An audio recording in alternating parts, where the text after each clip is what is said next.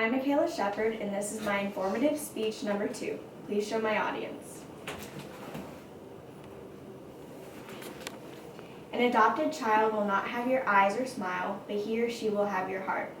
I feel like this quote perfectly captures how a child that isn't blood completes a family. Today I will be explaining the adoption process. And like all legal processes, it varies from state to state.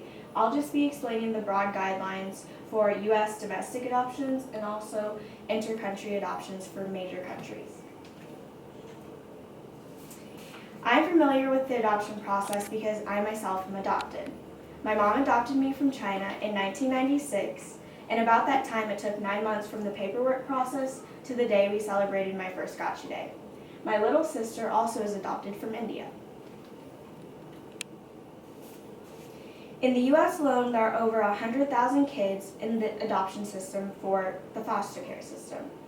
My hope is that even a small bit of information today that I tell you resonates with you, and maybe in the future you think about adopting, or you could just support adoption agencies or orphanages. The 4 main phases in the adoption process are: first, researching adoption agencies; 2, the paperwork and legal processes; 3, the matching process; and 4th, the final step, the arrival of the child. The first step is researching adoption agencies. Adoption agencies are public businesses that are the mediator between the parents and the orphanages. Each agency must be registered within the state that they operate in. For example, an agency in Indiana couldn't help a couple in Illinois because they don't reside in Indiana. There are many different types of agencies because people have different preferences. There are agencies that only do U.S. domestic adoptions, so only in the country. There are agencies that help only kids with special needs. There is one called Special Angel Adoption. There are also agencies that work closely along with churches and religions. One example is the Bethany Christian Services, and that's the agency my mom used for my sister and I. It is important to pick the agency that you feel most comfortable with because you will be spending a lot of time with them. An agency will appoint one caseworker to your family through the process. This caseworker will spend a lot of time with you while conducting phone interviews and also doing at-home visits. The second step is the legal process and paperwork. A person or persons looking to adopt a child will need to provide a lot of paperwork to show that they are suitable to take a child. Some of these paperworks are: they need to have reference papers from employees and family members. This just shows their credibility. They need to have paperwork that shows that they meet the age requirement, and for Indiana that's 21. They also need to show paperwork that they have an income that can support a child and also themselves. If families are looking to adopt in the foster care system, they will also need to do classes. This is because many children from the foster care system come from difficult environments, and the new parents just need to learn how to better handle these.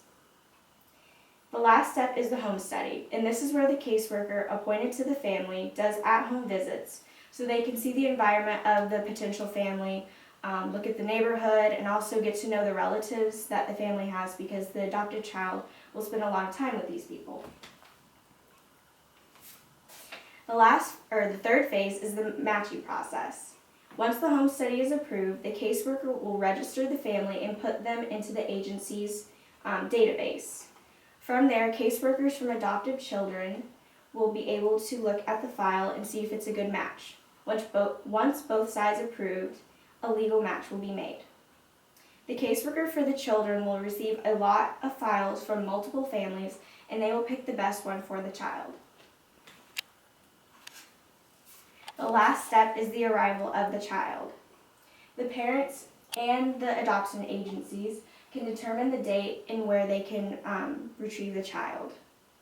And there are many different ways you can do this. You can go to the child, or the child can be brought to you. For example, my sister, who was in India at the time, instead of going over to India, she was brought over to the O'Hare Airport, and we met her with her caregiver because my mom didn't want to leave me for an extended period of time.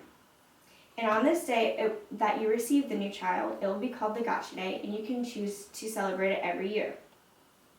So today I talked about the 4 main phases in the adoption process. Just to recap it, they are researching agencies, the legal process, the matching process, and finally the arrival of the child, which makes the stress of the adoption process all worthwhile. And it really is a good way to complete a family without going the regular way of having a child. So I hope my information I gave to you today can help you think about adoption or just supporting someone who's going through the process. Thank you. You can show my audience.